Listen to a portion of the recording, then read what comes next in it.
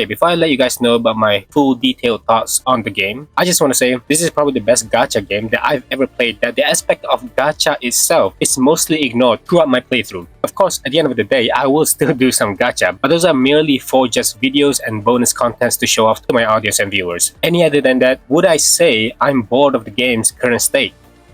Nope. No. So from that alone, you should know at this point, I have deeply enjoyed this game. I will show some of my appreciation, I will give them credits where credit is due, but of course, at the end of the day, I will also provide criticism where improvements are necessary. So let's start off with the big one.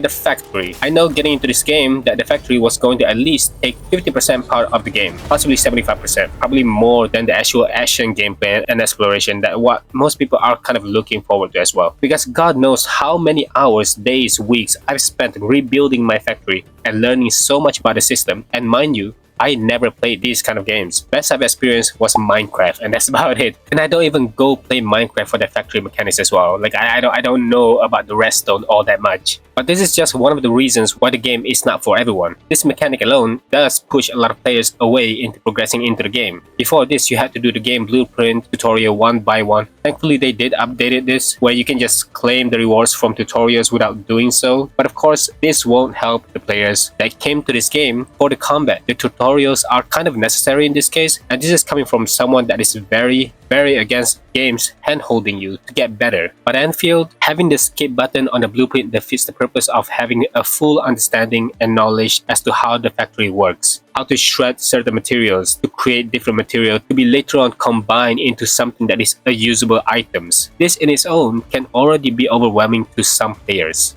Here's the thing, some players like to think that copying other players' blueprint will make the game good for them. I find that hard to believe. Don't get me wrong, I think there's so much more to Endfield other than just the factory. I am only saying that I find it hard to believe you will enjoy the game after removing half of the game's playthrough, and not only that, when you take someone else's blueprint, as in the whole entire factory, if you don't have the exact materials that they have, it will only cause you to stress out more. I understood this fully after losing a chunk of my battery due to the material running out. This does happens very often to a lot of players where the factory kept on going creating this battery, but all of a sudden you ran out of certain materials, powders where you should be shredding, but they ran out of the materials that you should be recycling over and over. Something like that does happen quite often. And so I have figured out a way to basically redo it again and probably gain back what's needed. But to do that, I will also have to go back and forth to turn off the units in the factory and try to regain the items that I have lost again. And I feel like I have to redo a lot of stuff. Like I said,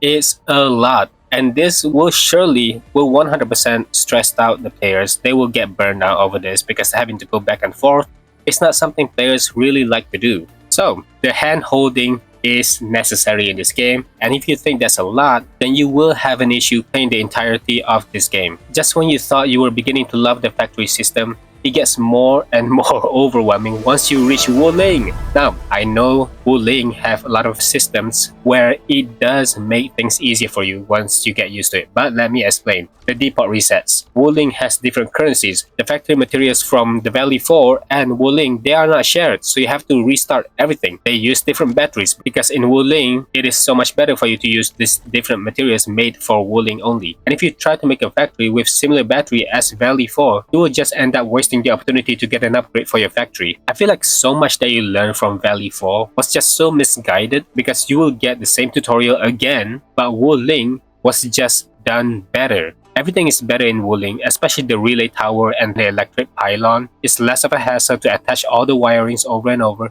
I felt like this should have been introduced to us players sooner rather than making us go through the Valley 4 where you have to walk around, plant your relay tower, and then you have to plant the wiring from the other tower to the next tower, and you have to go on and on and on over and over. They don't detect how long the wires right away. Now I have to go all the way back again because the wire reached over 85 meters or something like that. Honestly, my theory is that the devs probably made Valley 4 first and don't want the effort to go to waste. Might as well have the players experience the hardships firsthand before allowing the comfort later on.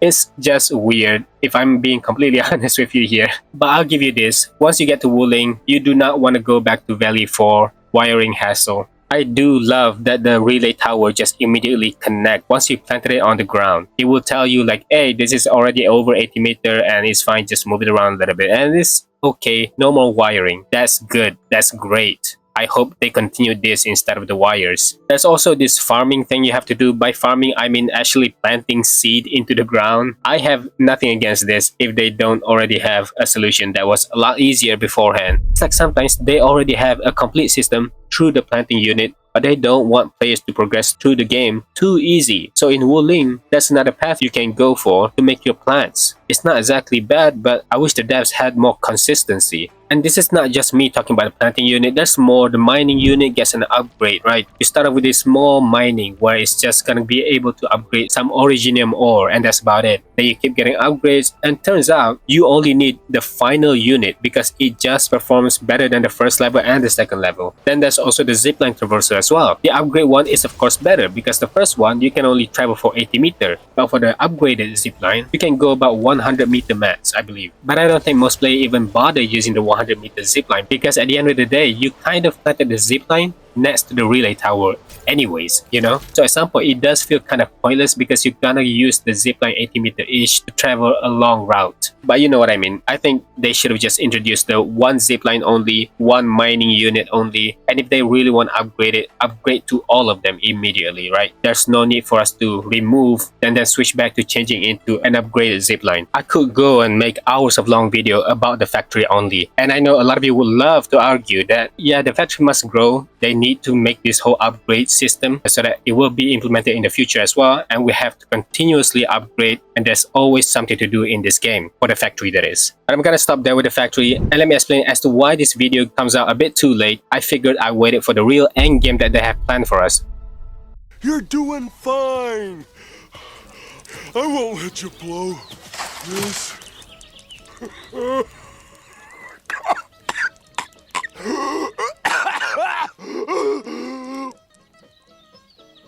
What kind of place is this? I tried all the first endgame. Best I can say, it's different. I wanted to like it. I think it could actually be good if I didn't have to go back and forth to collect some of these items for each missions just to get kicked out of the field in a couple minutes. Something about that is just kind of cringe. I go into the field, fight a couple mobs, collect those items for some quests that didn't have to last that long, some sort of pointers to get rewards, and get kicked out of the server. The game mode is not difficult. I highly doubt that anybody that is complaining about the game mode is even asking for the game to be difficult. This game just deserves more improvements. They just need to tune it a little bit, maybe even turning it into some sort of levels when reaching the boss, and you'll get some more than just common collectibles. There are definitely ways to make this less painful to replay over and over. But at the moment, this may sound dull, but this game mode is just boring. I'll give the Arknights and Endfield devs this though. They are trying to be different. They're not trying to copy Genshin Impact. They're not trying to copy Wuthering Waves. They are doing something different, and I can respect that 100%. I would love to see what they can develop in future versions. The recent endgame, by the time of making this video, I'm not gonna say it's bad. I won't. It's different just as much as the first one. You have a good amount of time to clear floors. They might as well remove the time at this point, because if you can't beat within the time limit, it really just means your characters are not geared up, they're not messed out, and that you just need to take some time exploring the overworld. And that's about it. I will of course get to the gearing system later, but let me just say that this game mode, it is more combat focused. But just because it's combat focused doesn't mean you need a premium team. You don't need a premium team. You don't even need a whole 6 stars only team at all to beat this. I'm out here using Ember, a free unit, from doing some pulls early in the standard banner. Ardelia, a free unit that they give for free, and I pretty much clear all the normal mode. Of course, I do think the hard mode is just as agony as they name it itself to be. This agony mode, it says a lot about how fragile, how bad the AI these characters that are fighting alongside you. Can they even dodge? Can't they add a resistance? Because I'm out here dodging every single move, and within just seconds, all my teams are dead. What? Look, I think the game mode is alright. You can go ahead and play the normal mode and claim all the rewards that are for your pulling currencies. At the end of the day, that's really all that matters. I think the combat system is nice as well. The teams fighting alongside you, that is different. They're not copying any other gacha game that recently come out. I believe that this game has good combat mechanics. There's even some finishers here and there, and it's really cool. I also do think they need to follow the roguelike system, where players need to have some sort of buffs in all these floors. I think that could help the game tremendously. Maybe they could even do something similar to Zelda Zone Zero, where you enter the boss fight and then they give you a choice. Hey, do you want to increase the physical? Do you want to increase the skill? Do you want to boost your ult? Something like that, right? Or energy regeneration. Give the buffs to the team before the fight starts. I think that could work. But this game mode could also definitely be better. The difficulty in its own is already good. I think it's decent. You could almost say it's catered to F2P players at the moment of time. And the skill base for this game mode is quite balanced as well. Almost everything so far into this game is balanced.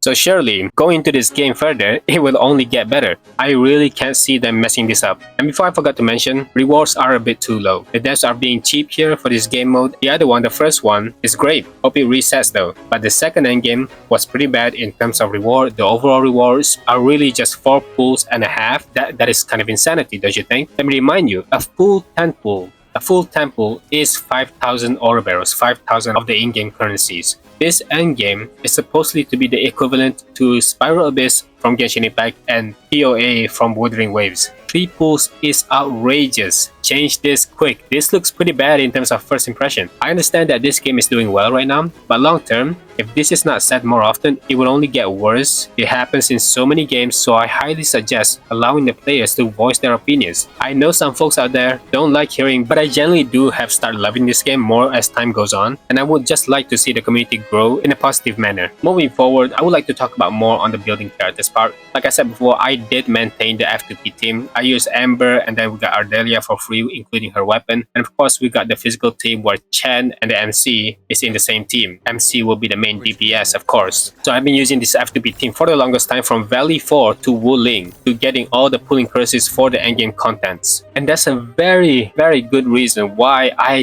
didn't even switch to Leviatane despite getting her on the first 10 pool, on literally the first few days of playing this game.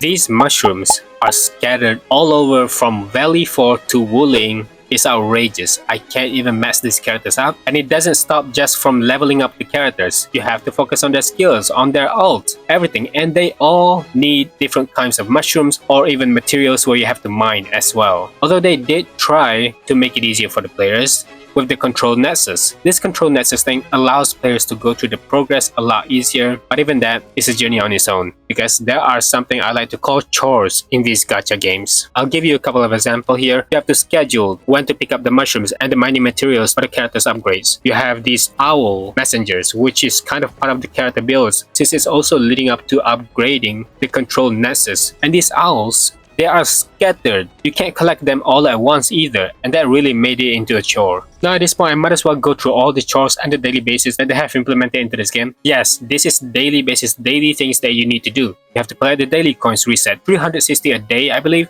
Those are the maximum cap as well. So if you don't use it, it will just be gone within a day. The control room needs to be checked almost every single day as well, because if you don't, there might be rewards you'll miss. And then the planting room, where you have to plant the seeds to get more of the materials to level up your characters. A little bit of chores here and a little bit of FOMO there, I know. And don't get me started on the depot node. It started off great, but having to do this every single day and just transfer it to someone else to do it for you, so you will have the time to do the other 3. Isn't that a bit ridiculous? Just make a choice. Look, I don't care about the factory. I want to do the factory. I don't want escape or auto factory or anything like that. The factory must grow, right? So I want to spend my time in the factory. I don't care about that. But just make a choice to auto transfer these chores or daily basis. Make it easier to get the daily rewards, and then so people can do their own stuff afterwards, because it really does become a chore at some point of time. I'm pretty sure there's so much more I could say about the dailies in Arknights Endfield. That's all I got for now, but yeah, these are the chores that you are forced to do to progress into building your characters. It's all connected, and like I said, I do want to mention the gear on building the characters.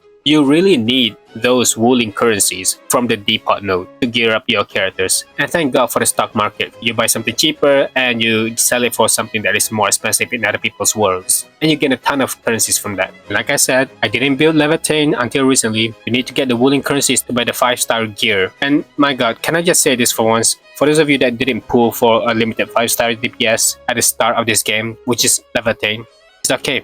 It's okay. I know throughout the patches things will get more difficult as the game goes by, but for now, we are able to clear every single content in the game with the free characters given. And I swear, I have seen some players clear the hardest content in the game using a 5-star unit, Chen.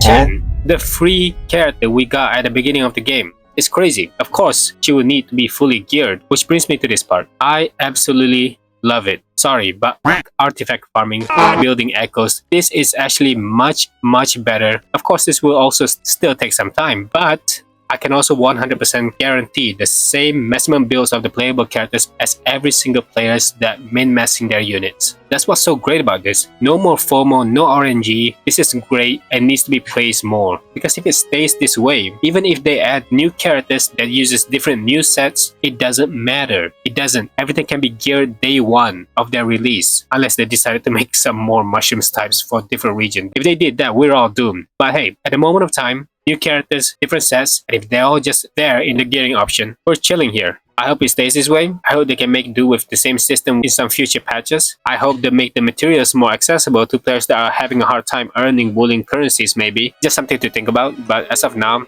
it's great. That's all I got to say about the character builds. I think it's great other than the daily basis stuff that you have to do, collect the mining materials and some mushrooms. I think that is very much a pain to do for new players especially. But let's move on to the story. I don't really have an opinion on this. Let me rephrase that. I don't have an opinion that has not been said by many other people in the space already. It's just okay. Cutscenes are nice, top tier for sure. The game is beautiful.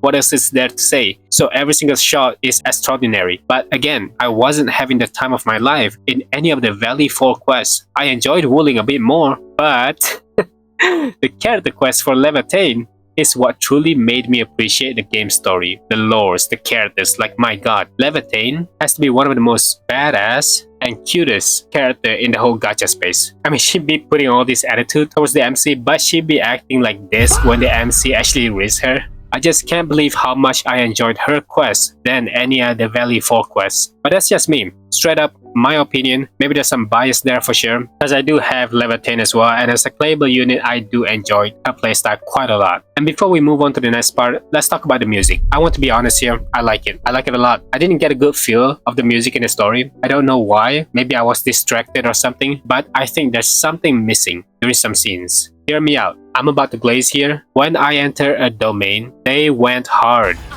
And I mean, I am in the zone fighting these enemies with some epic music playing in the background. There's just no way in hell anybody could say this is bad. I think if you're complaining about the music they are making, something's wrong with you completely. I'm out here complaining why aren't they adding more in some of these cutscenes. Like I said, something's missing when we know full well that they've been making bangers. So I think they should really just put on some music in a lot of other places as well, other than just when we're fighting some enemies. They really need to use their talents in terms of music. I've been given a lot of OG Arknights soundtrack and I have nothing but nice things to say about it. So far so good. Now we gotta talk about something I've been trying to dodge for a while. The gacha. I just don't know. I genuinely don't know how to say this. I made a video before. I wish I didn't use Todas as a template and instead just make my own voice and opinion on it. But here we are. I said a lot of things and a lot of nothing as well. I wanted to hate it. I wanted to say that surely I will have difficulties getting the characters I want or signatures for these units, you know. But really, I think if you're one of the few that pull for 1 or 2 limited units, surely you won't have these issues, right? And for those that pull for 3 characters this patch, including Yvonne, I don't know what you're doing. Because it's not like you can build 3 teams anyways with the resources that we are getting here. And that's a separate issue we need to give feedback to. Guys, I can't lie. That the fact is, getting a 6-star weapon is far more easy to get in this game than most gacha I have played for the past 6 years. You won't catch me getting 3 6-star in one tentpole in Wuthering Waves or Genshin. Now, there's some bias there, okay? And I'm supposed to give a take where we can all agree. So I'm just gonna say this. The problem I have with the gacha, the guarantee shouldn't be reset. And arsenal issues, which is the weapon banner, I think the limited pool should carry the same pity as any other limited weapons. And the standard weapons should be sharing their pity with other standard weapons. Of course, I do think it's a bit late now because they even made some tickets for Ardelia weapons at the start of the game. And if you're one of the few that got the Ardelia weapon for free, you probably did the 110 pool and you didn't get the Ardelia weapon. And it's just stuck at 7 more pools to gain the weapon. Yeah, that's gonna be annoying. And of course, any other standard weapons, there was no PD build-up. It's just the Ardelia. The gacha system can be one of the best, and at the same time, it's one of the most weirdest gacha system I've ever seen. Because then again, I didn't play that much gacha game in the first place. But Enfield's gacha is just a bit odd, and also they don't even give enough standard pools. They should really implement some standard pools by just upgrading characters like Genshin did. And not only that, the currencies itself feels kind of short. Even after you grind the game for hours and hours, you still feel like, wow, you didn't even get to one pool. That's crazy. That's a crazy feeling. Because a whole pool costs about 500 oro barrels. And the chests really don't give all that much. Why are we still here? Just to suffer? Everything just feels so weird. And in my mind, I also think that it's so good that whenever you pull for the limited characters and then it goes on, you got 3 5-star because you probably lost all the 50-50 until 120 pulls. So you got a ton of arsenal tickets. You got a ton of it. And then you can just immediately go for the weapon. Because why not? And when you get the weapon, the arsenal tickets just finish. You finish the currency. What about the standard weapon? You never really get to save up now. And that's when it becomes an issue. So I just don't really know what to say about this gacha system. On one hand, I get extremely lucky. Extremely lucky. I can't even complain about it. On the other hand, I did see Amtash's video pulling for Levitane's weapon, and he keep on losing and losing and losing for the weapon. And it gives the same energy as Tectone pulling for Staff of Homa and constantly lost to Wolf Gravestone, I think. So that clearly brought some issues for the gacha, right? I think they can take their time on it. They can just think it through, because if I'm in Amtash's situation and keep on losing over and over and only got for one weapon only, that is insane. There needs to be some sort of a pity for how many times you can get the same weapon. They probably have to do that, you know? So you can get different types of weapon as well. Maybe I can also say that the game discouraged F2P players from pulling because of their gacha addiction. Probably. Because you are now just forced to save. And that sucks, right? Because what's the fun in that? What's the fun in gaming if the game itself is resisting you from having fun? And look, I completely understand this feeling. Which leads me to this part. Every player should be allowed to spend their currencies on who and whenever they want to. I like that you got free pools after doing 30 and 60 pools. But they also gotta remove the aspiration. They gotta remove the stupid aspiration date. That's cringe as hell. But that's about it. That is all I've got to say about this game. Overall, I truly enjoyed the game. I believe the lack of rewards and the factory ruins it for some players, of course, but the factory really is just not for everyone. That's really all there is to it. And players that came to the game, they should be aware of it before jumping into this. And for those who are like me that can enjoy both combat and factory, you will probably enjoy the game. The game is also polished, so you don't have to worry about the optimizations or anything. I have a 4GB VRAM, and as you can see, my hardware is clearly overload, right? But the game runs smoothly. I never had any issues. The game never crashed. It's very optimized. That's all I'm gonna say. Then we get to the building characters. It has never been this easy. No RNG. I see that as a W, and so should you. I'm not gonna farm my sets like I did with Genshin, Wuthering Waves, and ZZZ again. That's becoming obnoxious. So I like this. I like what they did here, and I hope it continues forward and improve more. I've said enough on my PC about the endgame, and the story can just go by the flow. Again, I absolutely adore Levitane's story, and I hope we can get more of that. But the gacha,